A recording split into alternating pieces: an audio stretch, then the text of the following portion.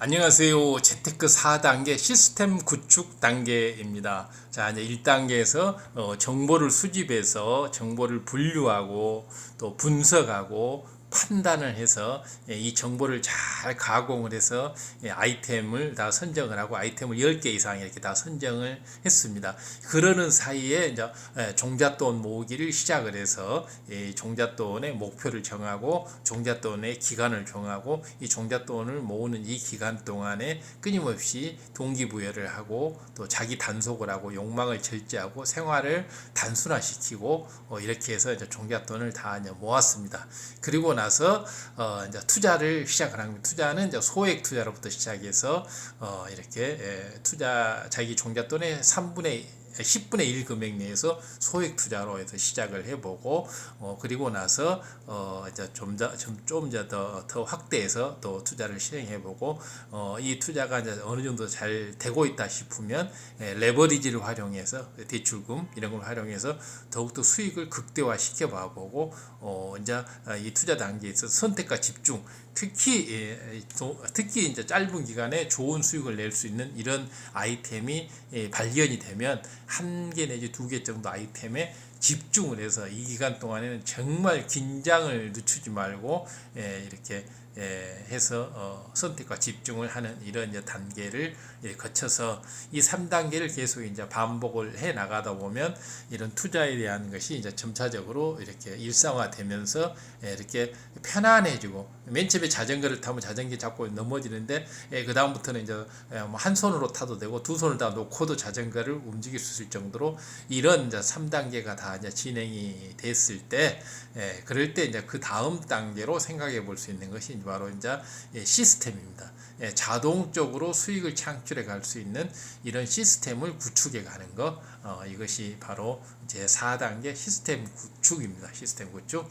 다음 시스템 구축은 이제 총 4개의 단계로 나누어서 4개의 항목으로 나누어서 우리가 설명을 했는데 맨 처음에 이제 이 시스템을 내가 지금 하고 있는 이 투자 시스템 이것을 내가 투자하고 있는 수익 모델 이것을 내가 시스템화 시켜야 되겠다. 설사 내가 의사결정을 하지 않고 내가 빠지더라도 이것이 자동적으로 굴러갈 수 있도록 이렇게 시스템을 하고 아니면 내가 계속 운영을 하더라도 그 다음부터는 많은 판단을 하지 않고 이렇게 일상화시켜서 계속 반복적으로 해나갈 수 있는 이런 시스템을 이제 구축하는 거 이것을 이제 구상 설계라고 합니다. 자신의 이런 아이디어를 이제 구상화 시키는 거죠. 그 동안에 있은 노하우나 경험을 바탕으로 해서 그것을 체계화 시키는 거죠. 체계화. 그래서 이 이제 구상 단계에 있어서는 전체 수익 실현을 점검을 분석을 해봐야 합니다. 그래서 내가 하고 있는 이 아이템별로 비즈니스 모델별로 이렇게 전체를 점검을 분석을 해보고 그리고 나서 지속 가능성이 있는 지금은 이거 수익을 남지만은 앞으로 이게 한 1년 후나 뭐 한 6개월 후에는 이것이 수익을 못 낼 것 같아 이런 부분은 이제 빼고 앞으로 이거 2년 3년 계속 지속 가능성이 있을 것 같다라고 분석되는 이런 지속 가능성 여부를 아이템별로 이제 판단을 하고 이제 세 번째로는 바로 비즈니스 모델을 설계를 하는 겁니다. 그렇다면 내가 이것을 지속적으로 계속 1년, 2년, 3년 이렇게 해 나가기 위해서는 내가 어떻게 할 것인가 이것을 이제 비즈니스 모델을 만들어 가는 거죠. 하나의 규격, 체계화를 잡아 나가는 거죠. 그래서 비즈니스 모델을 설계하는 겁니다. 그래서 시스템 구축 단계에 있어서는 첫 번째가 전체 수익 실현을 점검 분석을 하고 나서 각 아이템별로 그리고 나서 앞으로 지속 가능성이 있는가 6개월 후, 1년 후, 2년 후, 3년 후, 5년 후 최소한 이제 1년에서 3년 정도를 잡고 1년 후에서 3년 후까지 지속적으로 이런 모델이 이렇게 실행이 가능하고 계속적인 수익을 낼 수 있겠는가? 우리가 어떤 굉장히 요즘은 빨리 경제가 변하기 때문에 지금 하고 있는 이것이 앞으로 뭐 5년, 10년, 20년 후에도 계속 수익을 발생할 것이다 이런 생각은 조금 위험합니다. 예전보다는 훨씬 더 경기 순환 주기도 짧아졌고 너무나 사회 환경도 빨리 변하기 때문에 이 지속 가능성을 분석을 할 때 바로 한 3년을 기준으로 해서 3년에서 한 마이너스 2년 해서 1년 다음에 5년 약 1년에서 5년 사이에 지속 가능한 이런 아이템이 있는지를 분석을 해가지고 그것이 있다고 한다면 바로 비즈니스 모델을 설계를 하는 것, 이것이 이제 시스템을 만드는 첫 번째 단계입니다. 1년에서 5년 정도 이렇게 지속할 수 있는 비즈니스 모델을 설계하는 것, 이것이 시스템을 구축하는 첫 번째 단계고요. 다음에 두 번째로 이제 이 비즈니스 모델을 설계를 했다면 1년에서 3년 정도 나는 이런 방법으로 이런 비즈니스 해나가겠다고 생각을 했다면 바로 이제 시스템 수합 분석을 해야 합니다. 수합 분석이라고 하는 것은 이제 강점, 스트렝스, 이 강점과 장점이 무엇인가, 다음에 두 번째로 약점, 위크니스, 약점은 무엇인가, 세 번째로 이제 기회, 오퍼처니티, 기회는 어떤 것이 나한테 주어지고 있는가. 사람이 기회라고 하는 게 무한 기회가 주어지는 건 없죠. 몇 개의 기회가 있을 겁니다. 그래서 몇 개의 기회가 나한테 어떻게 주어지고 있는지를 파악을 하고, 이 기회가 나에게 어떻게 오는 것인가. 또 기회가 잘못하면 또 위협이 될 수가 있기 때문에 3T 바로 위험 요소는 무엇인가, 이렇게 해서 경영 전략을 분석하는 것이 필요합니다. 그래서 이런 수합 분석은 SWOT 수합 분석은 정말 꼭 필요합니다. 각 아이템별로도 수합 분석이 필요하고 비즈니스 모델에 대한 수합 분석은 정말 필요합니다. 그래서 이 시스템을 구축하는 데 있어서 이 비즈니스 모델을 구축하는 데 있어서 수합 분석은 반드시 해야 됩니다. 이 비즈니스 모델을 해놓으면 이 비즈니스 모델은 어떤 강점이 있는 반면 어떤 약점이 있다. 이것은 어떤 기회를 가져올 수 있고 어떤 기회에 이렇게 잘 적용할 수 있는데 어떤 기회나 어떤 상황이 오게 되면 위험 요소가 따른다. 예를 들어서 이것은 앞으로 이렇게 환율이 오르는 상태에서는 굉장히 좋은 비즈니스 모델이 될 수가 있는데 환율이 떨어지는 상태에서는 위험 요소가 될 수 있다. 그렇다면 이 환율이 떨어질 때는 어떻게 할 것인가, 이런 것을 분석을 해서 대비책을 마련해 두는 거죠. 다음에 기회라고 하는 것은, 그러면 환율이 오를 때 나에게 기회가 오고 장점이 되고, 환율이 오를 때는 어떻게 이 사업의 레버리지를 활용을 해서 어떻게 확 수익을 극대화하게끔 규모를 키워나갈 거예요. 규모의 경제를 해나갈 것이냐.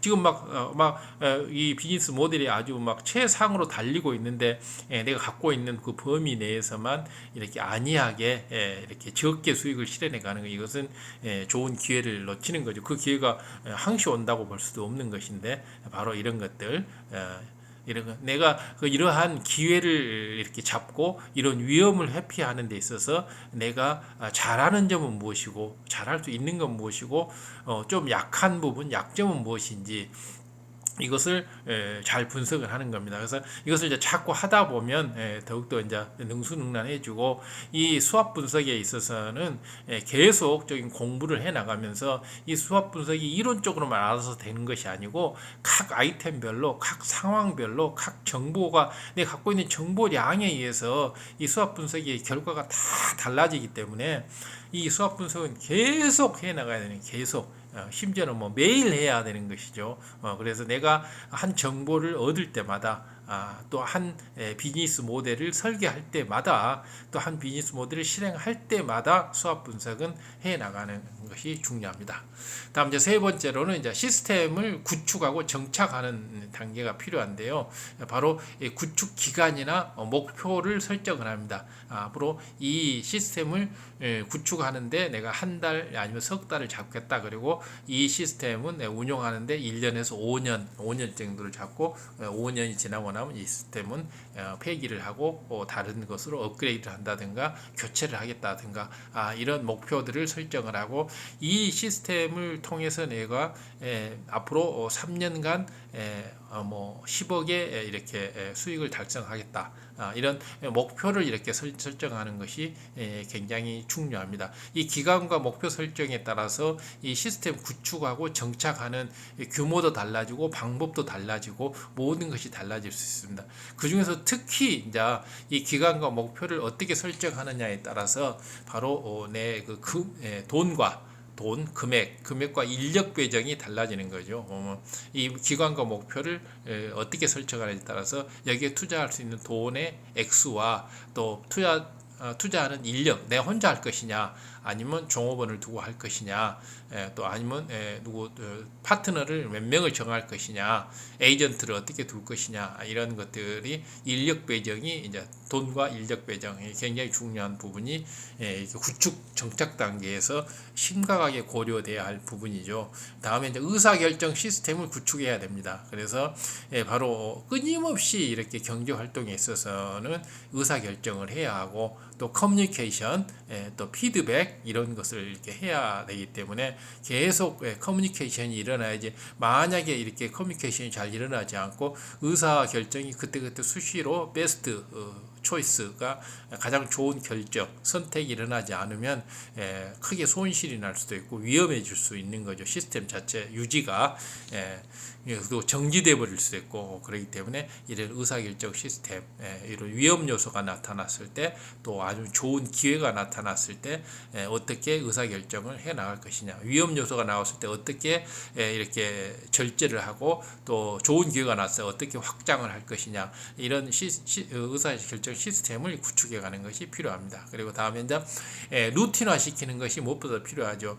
매번마다 이렇게 막 의사결정을 하고 막 인력을 배정하고 기간과 목표를 설정하고 이렇게 되면 너무 힘들고 안 좋죠. 그래서 어느 정도 이렇게 일정하게 이런 조건에서는 이렇게, 이런 조건은 이렇게 루틴화 시켜가는 것이 굉장히 중요합니다. 그래서 바로 이렇게 루틴화 시키는 거, 이것이 바로 이제 시스템 구축에 있어서 가장 이렇게 마지막 정착 단계에서 중요한 것이라고 하겠습니다. 그래서 이 루틴화만 잘 돼 있으면 실은 내가 빠지더라도 우리 직원들이 이렇게 심지어는 여직원 하나가 움직여 갈 수도 있습니다. 나를 대신해서. 예를 들어 식당업 같은 경우도 바로 이 루틴화를 잘 시켜놓으면 이렇게 셰프, 요리사를 쓰지 않고 알바생이 대신 할 수 있도록 얼마든지 메뉴도 이렇게 단순화시켜서 얼마든지 할 수가 있는 거죠. 그렇게 되면 이렇게 셰프의 인건비를 줄일 수가 있고, 또 셰프가 어떤 그 의사결정에 방해 요인으로 작용한다든가 이런 것들, 이런 위험 요소도 차단할 수가 있기 때문에 바로 이런 루틴화는 굉장히 중요한 요소입니다. 그래서 이 부분에 대해서는 좀 더 이렇게 공부를 해둘 필요가 있고요. 마지막 단계로 이제 언제나 모든 시스템이 낡고 노후화가 되지 않기 위해서, 잘 활성화되기 위해서는 바로 데이터를 끊임없이 업데이트하고 업그레이드를 하는 작업이 필요합니다. 그래서 데이터는 정말 매일매일 업데이트가 돼야 하는 것입니다. 그리고 이 데이터를 업데이트 시키고 나서 이것이 어떠한 수익과 이렇게 비즈니스 모델에 영향을 미치고 있는지 피드백을 반드시 해야 합니다. 이것을 이렇게 했더니만 이런 좋은 점이 있다. 지금 이렇게 하고 있는데 여기에는 지금 이런 애로사항이 있다. 이런 어려움이 따른다. 앞으로 이런 것은 이렇게 개선하면 훨씬 더 효과적일 것 같다. 이런 것들, 이것은 이런 비즈니스 시스템의 심각한 지금 결과를 지금은 아니지만 곧 초래할 수 있다. 이런 것들을 발견을 해서 바로 고쳐 나가고 향상시켜 나가는 거, 이런 것이 굉장히 이제 필요하죠.